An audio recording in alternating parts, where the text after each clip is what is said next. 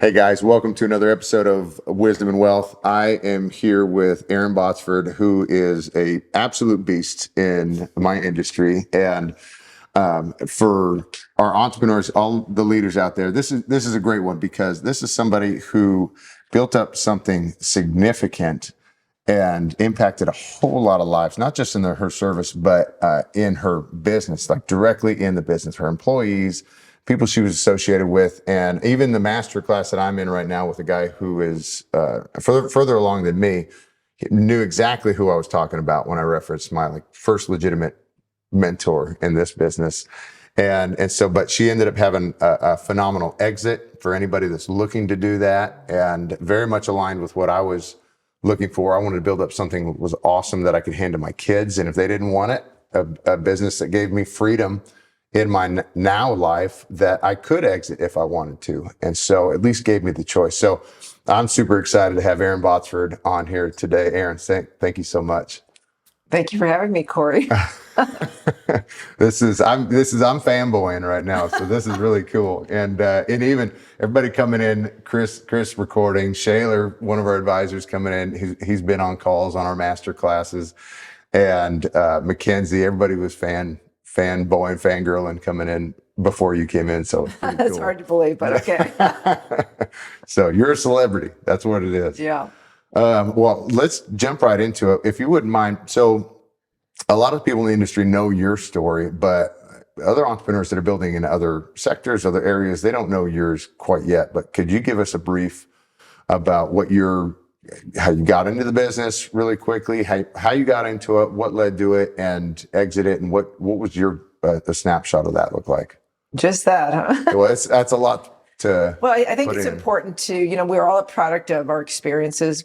And in mine, I had some interesting experiences growing up that I didn't know it at the time, but it made me uniquely qualified to end up being, a financial advisor. So in a nutshell, my dad died when I was 11, and he left my mother with 6 children and a meager $10,000 life insurance policy. So my dad was a highly educated man. He was a PhD in psychology, but he was 50 when he died, and he kind of never got around to planning. And back then, planning wasn't a thing anyways. But, because of his lack of planning, we went from a middle-class lifestyle to poverty overnight. And so I started working when I was 11. I actually started babysitting 6 nights a week for a very nice couple. She was a nurse and he was a banker, but for whatever reason, they were out every night.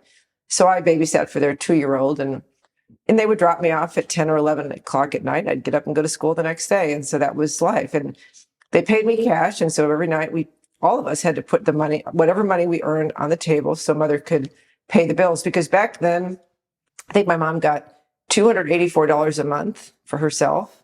She got $88 a month for me and $88 for my younger sister. And that was it. So try and support a family of 7 on that. So I learned some lessons about money, good ones. When I was 16, I was actually on my way to my first real job, which was McDonald's. A lot of people start there. And it was Our president worked there for a day. Yeah, that's right. That's right. So I was on my way to work, and I was getting ready to execute a left-hand turn. So I was slowing down, and all of a sudden I felt and I heard this boom. And I had no idea. I didn't have any context to what had happened. So I stopped my car and I got out and I went around the front of the car, and there was a motorcycle handlebar embedded into the front of the grill of my car. It's actually my sister's car, but there was no motorcycle rider on the motorcycle.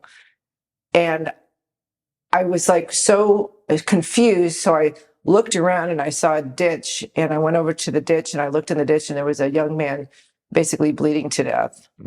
And I started screaming and yelling, and as a 16-year-old, I had no idea what to do now. And this couple came up, and the woman went over to the ditch, and the man came over to see me to see how I was doing. And I didn't even have a scratch in my windshield. I had nothing had happened to me. And it turns out it was this young man's parents, and they had gone out for a walk. And he was only about 50 yards away from home. But he was 18. He'd borrowed the bike that morning, never had ridden a motorcycle. And he had come screaming around the corner, lost control, and slammed into my car. So, The result of that was pretty awful because there was no witnesses. Back in the day, I was charged with involuntary manslaughter by the state of California, which is where we lived. And when you're accused of a crime, you have to defend yourself. And so my mother and I met with this man called an attorney. And he was very honest with my mother. He said, Mrs. McGowan, this is purely a matter of economics. If your daughter wants to plead guilty to these charges, we'll be happy to enter the plea at no cost. But if you want to defend your daughter, it's going to cost you a lot of money. Well, obviously, money was not a resource we had. So just imagine those of you who are parents and think about having a 16-year-old daughter caught up in this and think about having no choices. So my mother got up in front of me and she shook the man's hand and she said, okay, she'll plead guilty. And, I didn't know much as a 16-year-old, but I knew that was not a good thing. And so I was screaming and, pleading with her. And I said, Mom, I'm a good girl. I was a 4.0 student, vice president of my class. Please don't make me plead guilty to killing him. And she looked at me. And again, imagine as a parent, she looked at me and said, honey, I'm so sorry. We have no money and therefore we have no choice. And so I always tell people that was the day that I learned money buys you choices or the lack thereof. And so fortunately we got home and my older brothers and sisters were talking like I wasn't there. And they're like, Mom, we can't let her plead guilty. She'll be screwed up for the rest of her life. So my older brother, Tim, who at that time was 22, he was the wisdom of the family. He said, Mom, my mother, the one good thing out of the $10,000 my dad left my mom, she'd taken $2,000 and bought a home in Southern California. Now, I'm dating myself. That was a long time ago. But my brother said, let's take a second mortgage out against the house and pay for my defense, which we did. And very quickly, they brought in expert witnesses and figured out that by skid marks, he was going 47 miles an hour in a 25-mile-an-hour zone. I was going 17. Clearly, he just lost control, hit me. So I remember going to trial, and my attorney presented the evidence to the judge. And the judge looked at it and said, take this little girl home. She's been through enough. And so he tossed all the charges. But then, of course, 3 weeks after that was over, the family of the young man sued my mother and me for what could be just considered a ridiculous amount of money. And, the lessons I learned then was I remember my mother, she didn't handle this as well as you might hope. And I remember her looking at me and said, because of you, we may have to pitch a tent on the high school football field, because she thought we were going to lose the only asset she had, which was our home. So, once again, you go through this whole ordeal. This time, I remember it was Allstate that actually came in to represent me because we had insurance on the car, right? And I remember this attorney, this nice lady, meeting with me, and she goes, I got a real problem. And I'm like, what? She goes, you actually think you killed that boy. She goes, I've got to put you on the stand. And my job is to convince you that, no, you didn't. This kid killed himself, kind of thing. So, but still, back in the day, I can tell you this story, part of the story. The nice part about this story, there's only one really good part, and that was there was a young man named Bob Botsford. And again, this is my junior in high school. And I remember looking at him on the very first day before all this bad stuff happened. And I saw him and he kind of looked like you from the back, this big, broad shoulders. Yes. All right. He was a rock star. But I didn't know him. And he was the only kid in class I didn't know. And I remember thinking, I saw him, I said, he's the most gorgeous man I've ever seen in my life. And that day I told my girlfriends, I said, I'm going to date that guy. And then by the end of that first day, I said, I'm going to marry that guy someday. So I had my eyes set on Bob Botsford, but he didn't know I existed. In fact, he was dating another girl. I was very upset about that, but he had no clue I was even on this earth until the Sunday after my car accident, and my picture was on the front page of the Vista Press, the local newspaper. And he went to his parents. He said, oh my gosh, that girl's in my algebra class. And I have to laugh about it. I said, well, that's a new way to get a date. Yeah. Have a boy, follow you. But, I didn't have time after the accident. I didn't have time for Bob Botsford or anybody else. I was, just trying to stay alive, literally. And so the good news, after all the bad things were over, and that within the next year, he actually walked. I was back at McDonald's within 3 days of the accident because, I know this is so hard to believe in today's environment. Today's environment, I'd be in psychology. I'd be in front of psychologists and I'd be in therapy for 3 years or my life. there was no such thing as therapy, and there was no money for therapy, even if there was. So my mother's like, get back to work. It's just bizarre. But, back in the day, you just kept going because starvation is a wonderful motivator, right? It wasn't like the accident was going to change our financial situation except to make it worse. So Bob Botsford walked in one day during the next summer and he took a liking to me. And the rest, as they say, became history. So That's crazy. Yeah. Bob's awesome. I'm thankful for him. But I mean, how nuts to go through something so young. And it makes me think of, I forget his name, but the CEO of, or maybe it was the founder of NVIDIA, he talks about suffering. Yeah. And he actually wished this, it was a time he was giving a talk, and he actually wished long hardship and suffering on anybody seeking success. And they've done resilient studies about this, right? But it was the people that have gone, the most successful people are usually the ones that have suffered the most. And especially something so young. Like that's I've heard that before. I don't have any data to back it up, but I think the good news about suffering or going through things like that when you're young is I had no access to drugs or alcohol. Yeah. Right. So I had no choice except to figure it out. Right. There wasn't anything. I couldn't rely on a pill or something to get me through the anxiety or the this or that. So, but I will tell you that, once Bob and I started dating, what was fun was he asked me to marry him.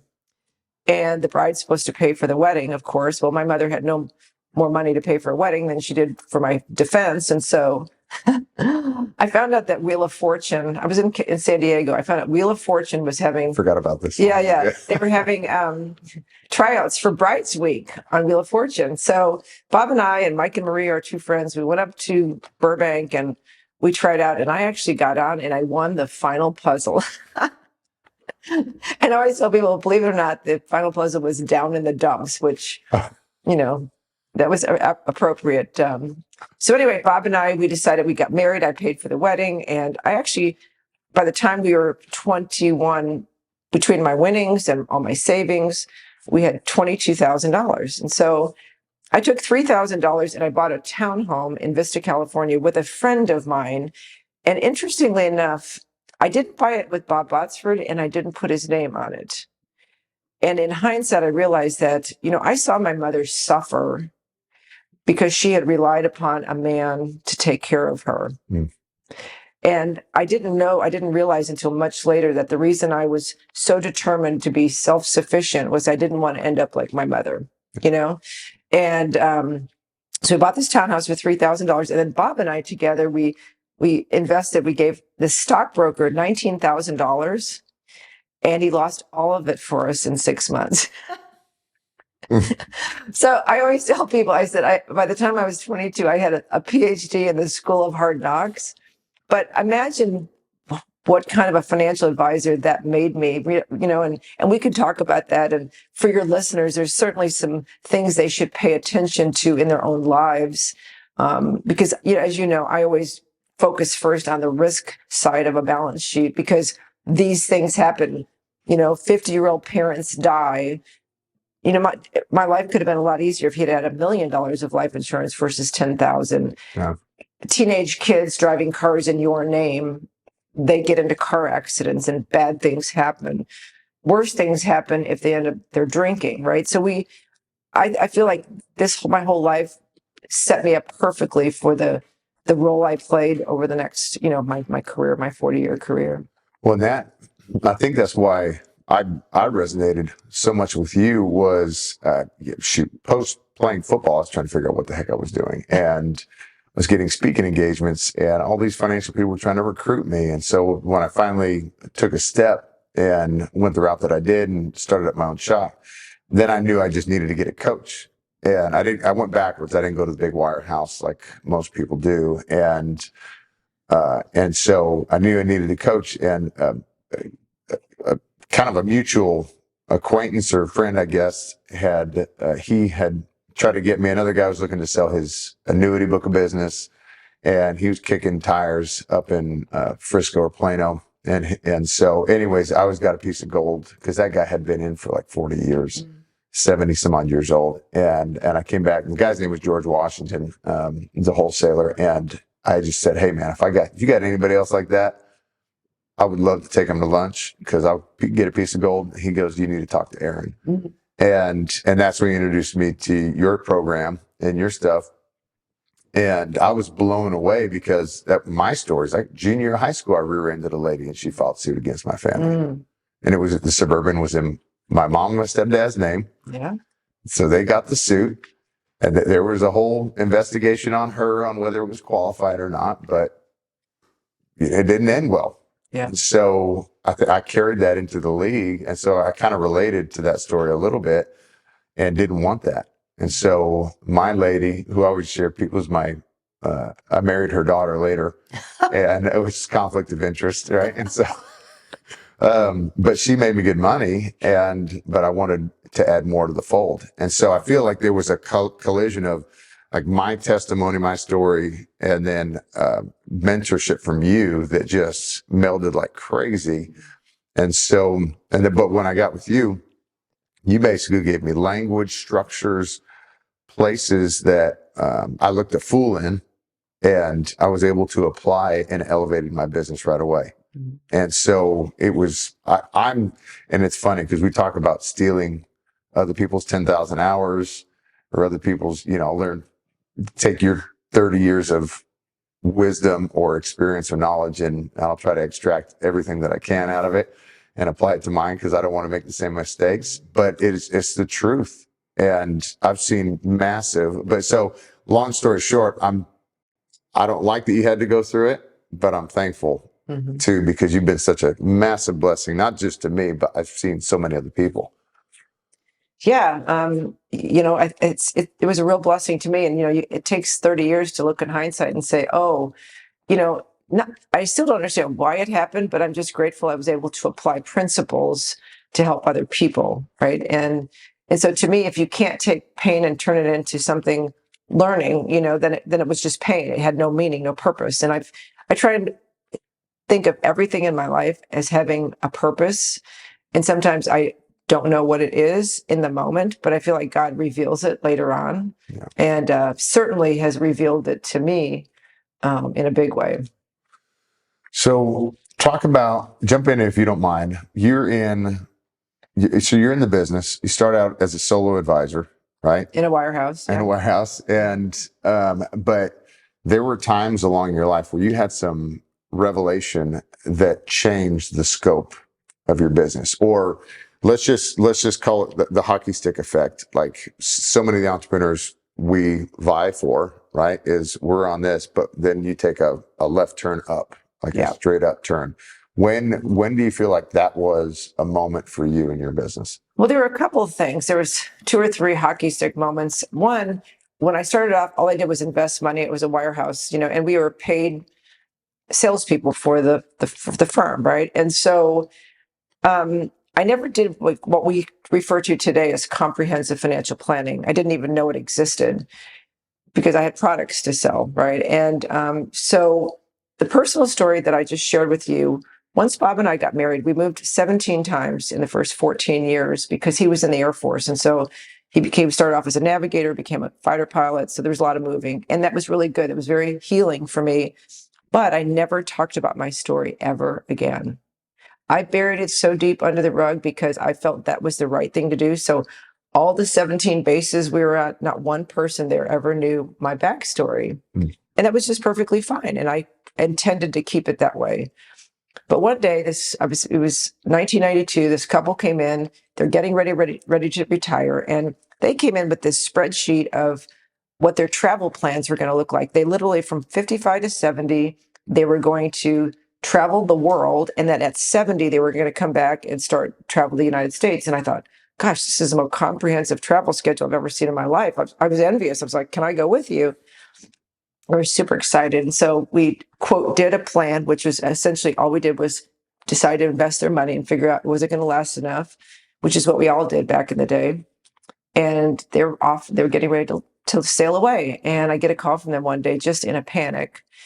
And their oldest son, by the way, I knew they had 4 kids and I knew they had a bunch of grandkids, but I had never gone there and never asked about that. And so they called me up. They wanted to come in right away. And they said their oldest son, age 41, had died in the driveway. He's washing his car, died of a heart attack in the driveway. He left his stay-at-home wife with 4 kids, no life insurance, a huge mortgage on his house, and he had just borrowed $800,000 to start a business. And I sat there and I was like, oh my gosh. I mean, of course, whose problem do you think that became? I mean, these people were loving people. They loved their family. But what a disaster. That was a financial disaster. And I kept thinking to myself, because I could relate to the dad dying at these kids now had no daddy. Okay, I related to that. I related to the fact that now their mom would have to go back to work. My mom had to go to work, that the dad left them no life insurance, which, was very similar to my situation. And I thought, oh my gosh, what in the world could I have done to prevent this disaster? Because I couldn't have prevented the heart attack any more than I can prevent a car accident. But could I have suggested that, that this kid have some life insurance put on him? I never went there. I looked at my 2 clients across the table and I talked about them. From that day forward, I mean, that's when the first hockey stick, the first moment was, okay, this can't happen again to anybody that I'm entrusted to take care of. So it became a process of, okay, we're going to talk about you, but we're also going to talk about your mom and your dad on each side, your brothers and sisters on each side, your children, your grandchildren, and we're going to ask ourselves, what could possibly happen that would ultimately affect your ability to have a great retirement or whatever your goals are, right? So that became my version of comprehensive wealth management, starting in the area of risk management. So that was stepping stone number 1. The next one was I kind of built my business giving public seminars. We didn't have webinars, back then. So you actually schlepped all your stuff to a hotel and, and in my business, our business, Cory, it's a numbers game. Yeah. Right. And so you get in front of 20 people and 2 people become your client, right? It's a numbers game. But I got really good at giving public seminars. And so I was doing at one point 6 seminars a month for 3 years. I was a machine, all by myself, by the way. Oh, I didn't have a McKenzie right here. I mean, but you just did what you had to do. Well, I moved to Dallas, Texas in 1993, and I was still with a wirehouse, and this guy came along and said, hey, I've got a chance to get in front of 900 people being offered early retirement from this telecom company. He goes, I hear you're the seminar queen. Would you like to get in front of 900 people? I'm like, sure. I just moved to Dallas. I did not know one soul. So yeah, I'll do it. He goes, you go do it. We'll split the business. I'm like, great. I'm thinking that he's going to be with me. He's going to meet with clients. He took off and went to Mexico. So they did 3 seminars, 300 people apiece. And Cory, they were wrapped around the auditorium to schedule meetings with me. Well, I had one part-time assistant I shared with 4 other guys. I mean, I didn't have the leverage. I didn't have the ability to really capitalize on that. So, I mean, literally, I enlisted my husband, who at the time was flying for American Airlines, on his layovers. I'm like, hey, these clients have, $1.2 million. Give them plan A. These clients have, it was ridiculous. And so anyway, in 3 months' time, I brought in $25 million, but I found out later on, they paid out $792 million. And think about it. I had the implied endorsement of the entire company. Yeah. And I only ended up with a fraction of the money, And it was, the lesson I learned was, oh my gosh, if you ever have that opportunity again, you've got to be able to have leverage. You have to have people.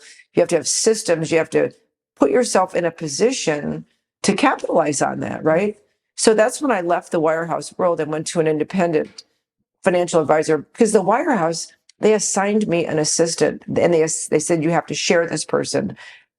I beg, borrow, or steal. I couldn't get them to give me any more help. Now, how short-sighted was that for them? They should have been all over. The entire office should have been involved in this, right? But that wasn't the way the world worked. And so I said, I'm never going to put myself in that position. So I ended up going independent and hiring my own staff so that would come up. So the final hockey stick was another interesting thing. So I'm at this independent, and my OSJ, you and I both have OSJ, Office of Supervisory Jurisdiction, came up to me and said, hey, there's this guy, and he happens to, he's mostly a CPA.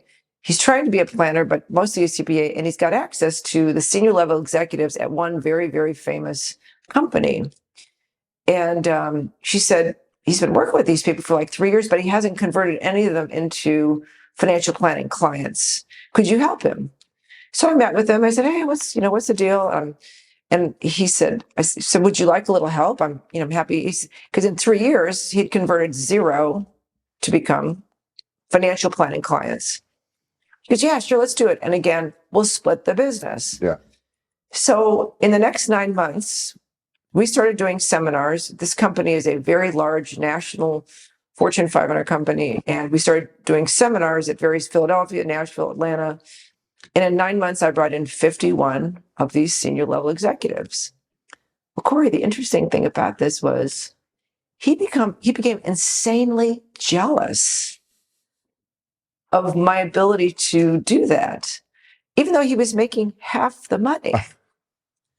It was so bizarre that, it took a couple of months of this bizarre attitude. And then his girlfriend, who also worked at the firm, came and told me, she goes, Erin, you need to know this.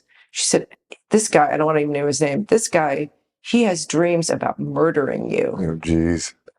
And I took that really seriously. Now, he happened to be in our Atlanta office, and I was in Dallas, and I was like, I notified management, and there was no evidence of that. But when I would go to Atlanta, they gave me private security.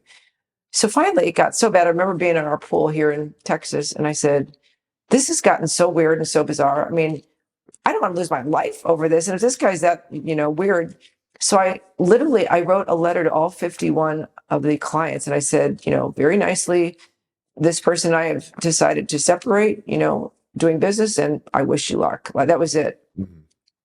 Well, one by one, they started coming back.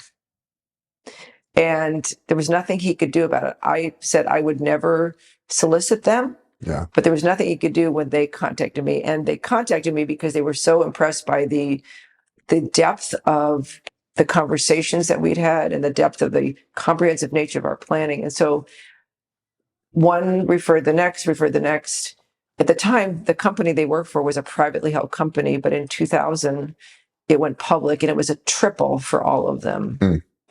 So the guy who had 3 now had 9, the guy who had 9 had 27, the guy who had 27 had 81. And I worked with 280 of the senior most executives of this company. So that was my hockey stick moment. And they were great clients, very just wonderful people. And I had them, typically they would leave their headquarters, because a lot of them, senior level management, ended up in their headquarters. And when they retired at 55, with all this money, they would move back to their state of origin. So I had them in 31 states. And, but yeah, it was a great, just great people.